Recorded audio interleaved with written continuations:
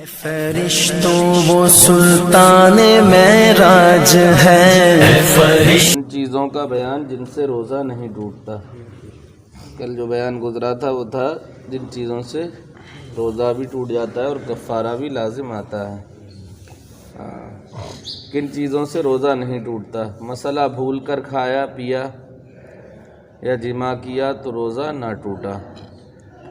مسئلہ مکھی یا دھواں یا گرد حلق میں جانے سے روزہ نہیں ٹوٹتا، لیکن اگر قصداً خود دھواں پہنچایا تو روزہ ٹوٹ جائے گا، سمجھے؟ جبکہ روزہ دار ہونا یاد ہو۔ مثلاً دھونی اگربتی لوبان وغیرہ سلگائی اور اسے منہ کے قریب کر کے دھوئیں کو ناک سے کھینچا تو روزہ جاتا رہا۔ مسئلہ بھری سنگی لگوائی یا تیل یا سرما لگایا تو روزہ نہ ٹوٹا اگر تیل یا سرمے کا مزہ حلق میں معلوم ہوتا ہو بلکہ تھوک میں سرمے کا رنگ بھی دکھائی دیتا ہو جب بھی نہیں ٹوٹا، یعنی سرما لگانے سے روزہ نہیں ٹوٹتا۔ مسئلہ مکھی حلق میں چلی گئی تو روزہ نہ ٹوٹا اور اگر قصداً نگلی تو روزہ ٹوٹ گیا،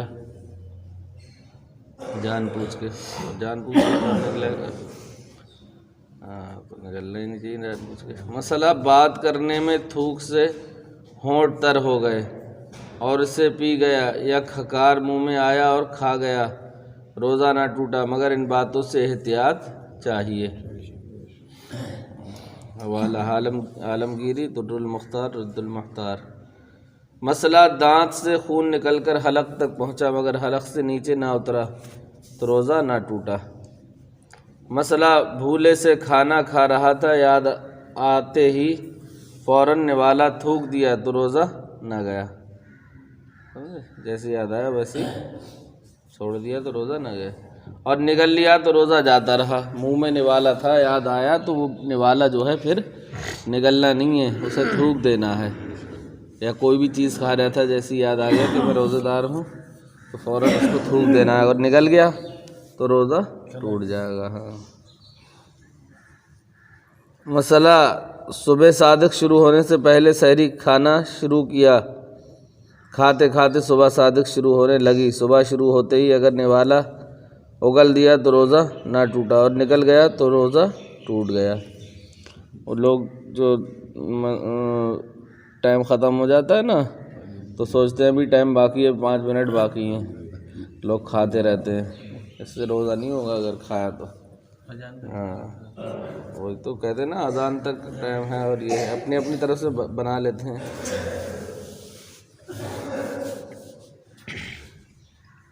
مسئلہ تل یا تل کے برابر کوئی چیز چبائی اور وہ تھوک کے ساتھ حلق سے اتر گئی تو روزہ نہ گیا، لیکن اگر اس کا مزہ حلق میں معلوم ہوگا تو روزہ جاتا رہا، سمجھے؟ اگر اس کا مزہ اگر تل کے برابر بھی ہے اور حلق میں معلوم ہوگا تو روزہ ٹوٹ جائے گا۔ مسئلہ دوا کوٹی یا آٹا چھانا، اس کا مزہ حلق میں معلوم ہوا تو روزہ نہ ٹوٹا۔ دوا کوٹی یا آٹے کو چھانا اور اس سے وہ جو اڑا وہ حلق میں چلا گیا تو روزہ نہیں ٹوٹے گا۔ کان میں پانی چلا گیا تو روزہ نہ ٹوٹا۔ مسئلہ غیبت کی تو روزہ نہ ٹوٹا اگرچہ غیبت بہت سخت کبیرہ گناہ ہے، سمجھے؟ قرآن شریف میں غیبت کرنے کے بارے میں فرمایا گیا جیسے اپنے مردہ بھائی کا گوشت کھانا جو غیبت کرتا ہے، اور حدیث میں آیا کہ غیبت زنا سے بھی بڑھ کر ہے، سمجھے؟ زنا سے بھی بڑا گناہ ہے، اور غیبت کو لوگ غیبت کی وجہ سے روزے کی توڑنا نیت جاتی رہی، غیبت کی وجہ سے روزے کا ثواب جو ہے وہ کم ہو جائے گا۔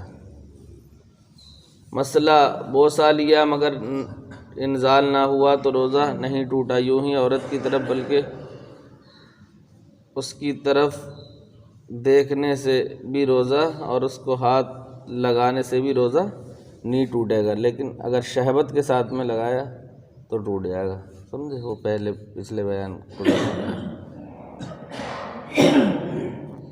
مسئلہ احتلام ہو گیا تو روزہ نہ ٹوٹا، سو گیا جیسے دن میں اور احتلام ہو گیا تو روزہ نہیں ٹوٹے گا۔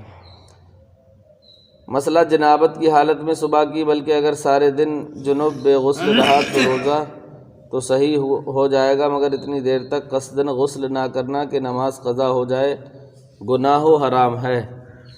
اگر کسی نے ناپاکی میں روزہ رکھ لیا، ناپاک تھا اور اس نے کھایا پیا رکھ لیا، روزہ تو ہو جائے گا، لیکن اتنی دیر ناپاک رہنا جو ہے بہت بڑا گناہ ہے اور حرام ہے۔ تو حدیث میں آیا ہے کہ جنوب جس گھر میں ہوتا ہے اس میں رحمت کے فرشتے نہیں آتے، جس گھر میں ناپاک شخص ہوتا ہے اس گھر میں رحمت کے فرشتے نہیں آتے ہیں۔ مسئلہ غیر سبیلے میں جمع کیا تو جب تک انزال نہ ہو روزہ نہ ٹوٹے گا، یوں ہی ہاتھ سے منی نکالنے میں بھی نہ ٹوٹے گا جب تک منی نہ نکلے، اگرچہ یہ کام سخت حرام ہے کہ حدیث میں ایسا کرنے والے کو ملعون فرمایا۔